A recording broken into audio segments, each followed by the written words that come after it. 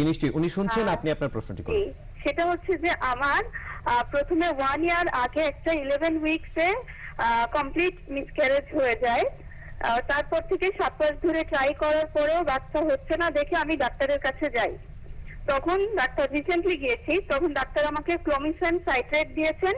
দেওয়ার পরে আমার ফলিকেলস ডেভেলপ করেছে, 3টা ফলিকেলস পাওয়া গেছে এবং আরো অনেক ফলিকেলস পাওয়া গিয়েছে। তারপরে আমাকে একটা ট্রিগার শট দিয়েছে ওভালুয়েশন কনফার্ম করার জন্য। কিন্তু আমার যেটা প্রবলেম সেটা হচ্ছে যে ক্লোমিফেন দেওয়ার পরে আমার ওভারি এনলার্জ করেছে 17 সেন্টিমিটার একটা, আর একটা 18 সেন্টিমিটার এরকম। তো আমাকে ট্রিগার শট দেওয়ার আনুমানিক 40 ঘন্টা পরে আমার সিভিয়ার পেইন শুরু হয় পেটে, প্রচন্ড পেইন হয়, যার কারণে আমি সময় মতো ট্রাই করতে পারি নাই এই মাসে। এখন আমি জানি না কি হবে। তো ডাক্তার আমাকে বলেছে যে এই মাস যদি কনসিভ না করে সামনের মাসের পিরিয়ডের 3 তারিখ থেকে আবার এই সেম ট্রিটমেন্ট শুরু করতে। কিন্তু আমার কোয়েশ্চেন হচ্ছে যে এই ওষুধ খাওয়ার পরে ডাক্তার বলেছে আমাকে রেসপন্স করেছে, কিন্তু আমার তো প্রচন্ড পেট ব্যথা হয়েছে এবং আমি জানতে চাচ্ছি যে ওভারিয়ান এনলার্জমেন্ট যদি হয় তাহলে কতটা হওয়া স্বাভাবিক এবং আমি এই ওষুধ আবার কন্টিনিউ করব কিনা। Thank you. জি দর্শক, আপনাকে ধন্যবাদ, খুব সুন্দর করে আপনি আপনার সমস্যাটি বর্ণনা করেছেন। ধন্যবাদ আপনাকে। তো 11 উইকসের প্রেগন্যান্সি যখন অ্যাবর্শন হয়ে গেল এবং ওই প্রেগন্যান্সিটা তার স্পন্টেনিয়াস ছিল কিনা, যদি তার ওই প্রেগন্যান্সিটা স্পন্টেনিয়াস থাকে তাহলে আমাদের আবারও সে দেখতে পারে স্পন্টেনিয়াস প্রেগন্যান্সির জন্য। তার তো কোনো অ্যাবর্শন অন্য জিনিস, বাচ্চা না হওয়া অন্য জিনিস।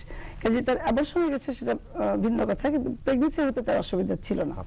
আচ্ছা, এখন ক্লোমিফেন দেওয়া যায় ইনজেকশনের জন্য। তার যে সিভিয়ার পেইন হয়েছিল তার মধ্যে অনেকগুলো ফলিকেল হয়েছিল বললেন তিনি। ফলিকুলগুলো যখন রাপচার হয় তো ফলিকুলার ফ্লুইড সহ এটা পেটের ভিতরে পড়ে, তো পেরিটোনিয়ামকে ইরিটেট করে, যার জন্য সিভিয়ার পেইন হয়। তো একসঙ্গে তার 3-4টা ফলিকুল যদি রাপচার হয়, এতগুলো ফ্লুইড সহ যখন পড়েছে তখন সিভিয়ার পেইন হয়েছে তার।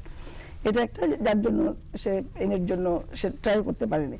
এবং নেক্সট সাইকেলে তার ইন্ডাকশনে যাওয়া উচিত হবে কিনা সেটা হলো, নেক্সট সাইকেলে তাকে অবশ্যই একটা ট্রান্সভার্জানাল আল্ট্রাসোনোগ্রাম করে দেখতে হবে তার ওভারিয়ান স্ট্যাটাস কেমন, যে ওভারিতে তার কোনো রেসিডুয়াল ফলিকুলার সিস্ট আছে কিনা।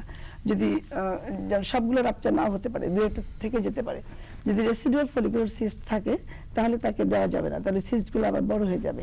তো সেক্ষেত্রে তাকে এই সিস্ট সাবসাইড না করা পর্যন্ত দেওয়া যাবে না। সাবসাইড করার জন্য মেডিকেশন আছে, যদি ওসিপি খেলে হয়তো পরের মাসে আর ওভুলেশন হবে না, ওভারির উপর স্টিমুলেশন না পড়লে সাবসাইড হয়ে যাবে।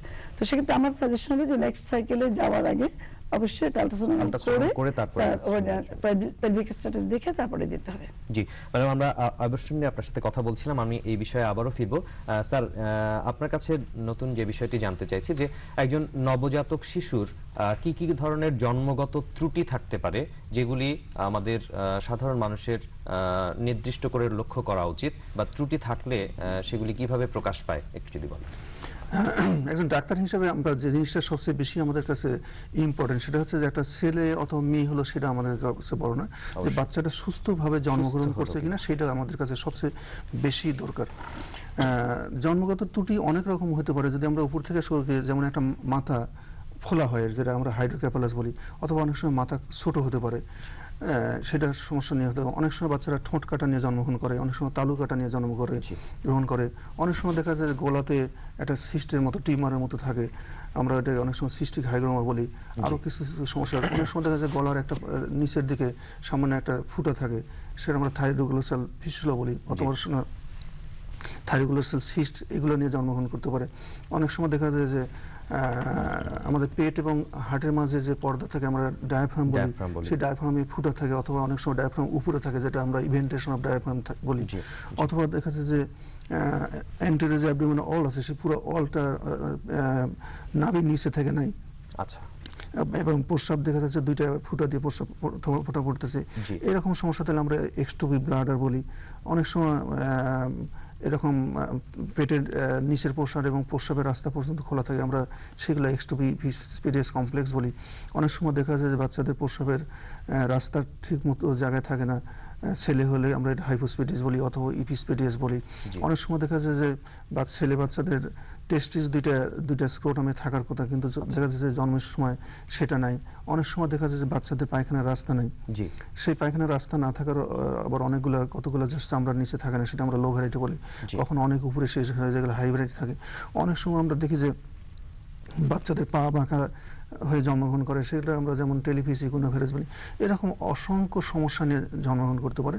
তো বাচ্চাদের যেটা সবচেয়ে বেশি দরকার সেটা হচ্ছে যে একটা বাচ্চা এরকম অসংখ্য ত্রুটি নিয়ে জন্ম করতে পারে। অনেক সময় দেখা যায় বাচ্চা ছেলে কি মেয়ে সেটাও বোঝা যায় না। জি। তো অনেক রকম এবং অসংখ্য সমস্যা নিয়ে বাচ্চারা জন্মগ্রহণ করতে পারে। যে কোনো সমস্যাই অপারেশনের মাধ্যমে সমস্যার সমাধান করা যায়, অপারেশন করার প্রয়োজন অপারেশন করে সমাধান করা যায়। তবে যে জিনিসটা দরকার যে টাইম অফ অপারেশন, কখন কোন অপারেশনটা করবো সেটা সবচেয়ে ইম্পর্টেন্ট। যেমন একটা বাচ্চা তালুকাটা নিয়ে যদি জন্মগ্রহণ করে, এই বাচ্চাটা সাধারণত আমরা বলি যে 9 মাস থেকে 18 মাসের মধ্যে অপারেশন করতে হবে। যদি তারপরে অপারেশন করে তাহলে অনেক সময় তার কোথাটা নাকের মধ্যে, আমরা নেজাল ইন্টুনেশন বলি, কোথাটা নাকের মধ্যে ঢুকে যায়, এবং একবার যদি নাকের মধ্যে কোথা ঢুকে যায় বা নেজাল ইন্টুনেশন কোনো কারণে হয়ে যায়, তো কখনো এটা নর্মাল হয় না। আচ্ছা। আমরা যদি 9 থেকে 18 মাস বয়সের মধ্যে এটা অপারেশন করি তাহলে বাচ্চাটা একদম সম্পূর্ণ স্বাভাবিক হবে। যেমন ঠোঁট কাটাটা আমরা বলি সেটা সাধারণত 3 মাস থেকে 6 মাসের মধ্যে করলে ভালো, জন্মের পরে করা যায়। তো অনেক সময় যদি দেরি করে করা যায় তাহলে দেখা যায় দাঁতগুলো উপরের দিকে, ডেন্টাল ইভার্সন বলি আমরা, এরকম সমস্যা হতে পারে। আবার কোনো কোনো সময় দেখা যায় যে টেস্টিস, যেটা স্ক্রোটামে জন্মের পরপরই থাকার কথা, সেটা যদি কোনো কারণে 8 বছরের মধ্যে অপারেশন না করা যায় তাহলে সেই বাচ্চা চিরদিনের জন্য ও বাচ্চা জন্ম দেওয়ার ক্ষমতা নষ্ট হয়ে যেতে পারে। তো এখানে সবচেয়ে বেশি যে জন্মগত ত্রুটির যে সমস্যা সেটা হচ্ছে যে টাইম অফ অপারেশন, কখন আমরা অপারেশন করবো, অথবা যেটা বললাম যে পেট এবং চেস্টের মধ্যে যে পর্দা, ডায়াফ্রাম বলি, ডায়াফ্রামের যদি ফুটা থাকে হলে দেখা যায় যে খুব সিভিয়ার যদি ফর্মে হয় তাহলে জন্মের পরে বাচ্চার প্রচন্ড শ্বাসকষ্ট হয়। সেই ক্ষেত্রে যদি সাথে সাথে অপারেশন না করা যায় তাহলে অনেক সময় বাচ্চারা মারা যেতে পারে, অথবা অনেক সময় দেখা যায় 2-3 বছর পরেও এরকম সমস্যা নিয়ে আসতে পারে।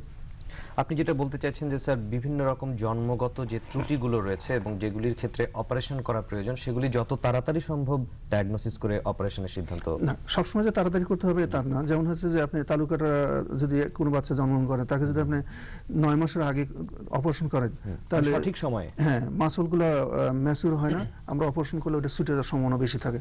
তো এখানে যেটা ইম্পর্টেন্ট, অথবা ধরেন একটা যে অন্ডকোষের যে টেস্টিসটা নেমে আসার কথা, আমরা সাধারণত 6 মাসের আগে অপারেশন করতে বলি না, কারণ 6 মাসের মধ্যে অটোমেটিক নেমে আসতে পারে। তো যদি